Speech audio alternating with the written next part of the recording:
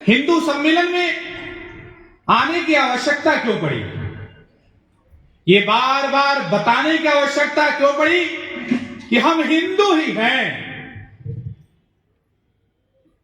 हजार वर्षों की वह दास्ता इस देश के अंदर जब मुगल आए, अंग्रेज आए, उन्होंने आकर के इस देश की संस्कृतियों को तोड़ने का काम किया। आप हिंदू न रहे, इस प्रकार के जहर घोलने का काम किया। हम एक समय तो अपने को हिंदू कहने में शर्म जैसा महसूस कर रहे थे। लोग कहा करते थे हिंदू तब इकट्ठा होता है जब पांचवा कंधे पर होता है और चार लोग उसको लेकर के राम नाम सत्य बोलते हैं, तब कहते थे हिंदू अब इकट्ठा हुआ।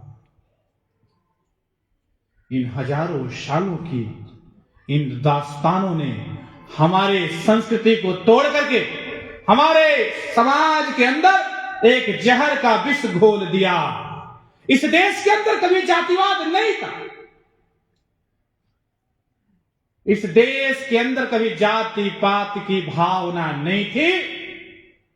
वह ब्राह्मण, वह क्षत्रिय, वह वैश्य, वह अनुसूचित समाज मिलकर के काम करते थे। यह देश इतना वैभवशाली था, यह भारत इतना दिग्विजयी था, जो भारत के पेड़ों पर सोने की चिड़िया, नदियों में दूध की गंगा बहती थी।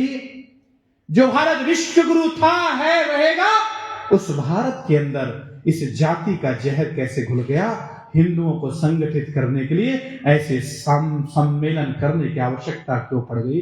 यार, इस भारत के अंदर मेरे प्रभु राम जो राजा दशरथ के घर में जन्म लिए, वो क्षत्रिय कुल के नरेश, वो जाकर के सबरी का जूठा बैर खाते हैं, दुनिया को बताते हैं भारत के अंदर कोई जाति पात नहीं था। इन हजारों वर्षों की दास्तान ने हमें तोड़ करके रख दिया।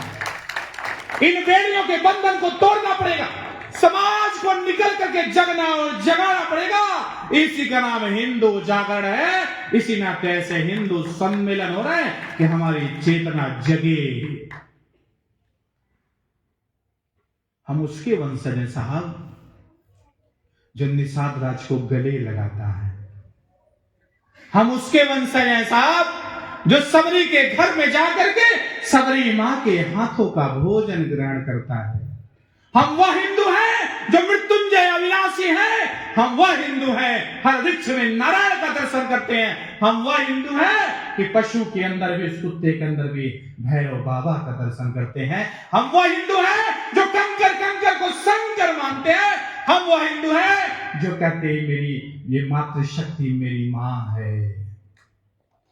यह हिंदू कहता है वसुधैव कुटुंबकम। यह हिंदू कहता है सर्वे भवन्तु सुखिनः। यह हिंदू कहता है विश्व का कल्याण हो। हिंदू कोई धर्म नहीं, Hindu is way of life. Hindu जीवन पद्धति है। राष्ट्रीय स्वयंसेवक संघ इसी भावना को जगाने का काम कर रहा है। आज पूरी दुनिया के अंदर होड़ लगा है कि मैं ही हिंदू हूं, मैं ही हिंदू हूं। ये भाव जग चुका है, पूरा समाज की चेतना जग चुका है। अब समाज का हर व्यक्ति कहता है गर्व से कहो हम हिंदू हैं। इस भावना को लाने के लिए पता नहीं कितने लोगों ने अपने जीवन को गलाया है, तब यह भावना आज व्यक्ति के मन के अंदर उमड़ रही है। इसी भावना को सोच करके आज हम यहां बैठे हैं। हमें संकल्प लेना पड़ेगा। ऐसे वो कौन लोग हैं जो हमारे गांव में आकर के हमारे भाई को धर्मांतरित करा करके जाते हैं? उनको जगने जगाने की यात्रा का नाम यही हिंदू सम्मेलन है। अगर हम नहीं खड़े हुए तो उस पाप के भागीदार हम भी हैं। हमें भी इस समय साहिबजादा बनकर के खड़ा होना पड़ेगा। अपने समाज को बचाने के लिए चेतावनी देना पड़ेगा। अरे 2 बोरी चावल में क्यों बिक रहे हो साहब? इस भारत के अंदर, इस धरती पर धर्म को नहीं बदला, अपने जीवन को कुर्बान किया है। यह वह धरती है साहब। इस नाते इस जातियों की कारा से निकलिए, इस अमीरी गरीबी के कारा से बाहर निकलिए, इस छोटे बड़े के कारा से बाहर निकलिए। हम बहुत पवित्र बड़े हृदय वाले लोग हैं। दुनिया के अंदर चाहे जितने नारे लगे, लेकिन हम अंत में विश्व के कल्याण की ही बात करते हैं। ये पूरी दुनिया के अंदर नहीं मिलेगा, ये सिर्फ भारत के अंदर मिलेगा। हम रघुवर की संतान हैं, उस प्रभु राम की संतान है, जो मेरे प्रभु राम जिनको राजगद्दी मिलनी थी साहब, लेकिन एक दिन पहले पिता के धर्म को मान करके, राष्ट्र के धर्म को मान करके उस राजगद्दी को टुकरा करके वनवास चले जाते हैं। और वनवास जाते हैं उत्तर नहीं दक्षिण की तरफ जाते हैं, जहां उस रावण जैसे राक्षस का साम्राज्य था, उस उत्तर को छोड़ करके दक्षिण की तरफ जाकर के उन दुखों में उस 14 साल वनवास में रह करके सिर्फ वन में घूमते नहीं है, तो वन के अंदर ऐसे वनवासी, ऐसे गिरवासी सबको संगठित करते हैं, जो नीचे के समाज को खड़ा करते हैं, एक बड़ा संगठन करके एक शक्ति का संचय करते हैं, एक शक्ति को महाशक्ति के रूप में खड़ा करते हैं।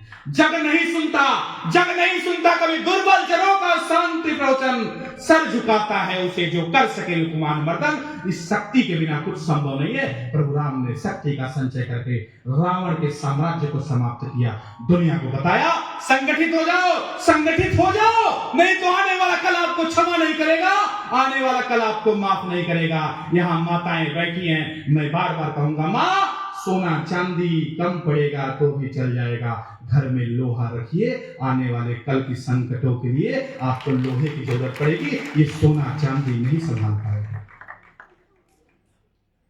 शस्त्र भी चाहिए तो शास्त्र भी चाहिए, शास्त्र की रक्षा बिना शस्त्र के नहीं हो सकती है, इस नाते शस्त्र लेकर के खड़ा होना पड़ेगा।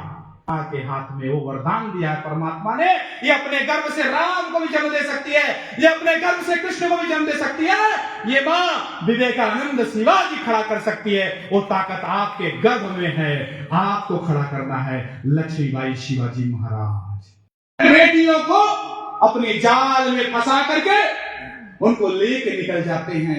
ऐसे जिहादी जो हमारी बहन बेटियों की तरफ देखे, उन जिहादी जल करके मर जाएं। इस नाते आपको कौशल्या बन करके, जीजाबाई बन करके ऐसी बेटियों को मजबूत बनाना पड़ेगा। अपने जमीनों को बचाना पड़ेगा। आप किसको किराए पर दे रहे हैं? आप अपने जमीनों को कुछ पैसों के लिए किसको किराए पर दे रहे हैं? जरा चिंतन करिए। अगर नहीं रुके तो छत के लिए जमीन भी नहीं मिलेगा, घर भी नहीं मिलेगा। हमें जगाना पड़ेगा। उनका एक लक्ष्य है कि एक परिवार के एक युवा को हमने तोड़ दिया तो उसके आने वाली पीढ़ी बंद हो जाएगी, उसका पूरा घर बर्बाद हो जाएगा, माँ बाप सब मर जाएंगे फांसी लगा करके। हमें अपने बालकों को शिवाजी महाराज बनाना है, उनके चरित्र को बड़ा करना है। इस नाते माता यहाँ सज्जन शक्ति आई है, आज संकल्प लेकर के जाइएगा। अब से जो हुआ सो हुआ, लेकिन अब जगाने की यात्रा में आप शामिल हुए हैं, इस नाते हमें ऐसे जिहादियों से बचना पड़ेगा। वह गिलहरी कौन थी? जब प्रभु राम रावण के साम्राज्य को समाप्त करने के लिए चढ़ाई करने लगे, समुद्र आया, उस समुद्र में सेतु बनने लगा, उस सेतु बनाने में सब लोग लगे थे। एक गिलहरी भी थी, जाती थी समुद्र में, अपने शरीर को गीला करके आती थी, रेत में लोटती पोड़ती थी, उस रेत को ला करके उन सेतु के उस पुल के दरारों को भरने का काम करती थी। भगवान राम ने पूछा, तू क्या कर रही है? गिलहरी ने कहा, हे प्रभु, मेरी माता जानकी जल्दी छूट करके आ जाए, इस नाते मैं भी अपना इस पुल को बनाने में अपना योगदान दे रही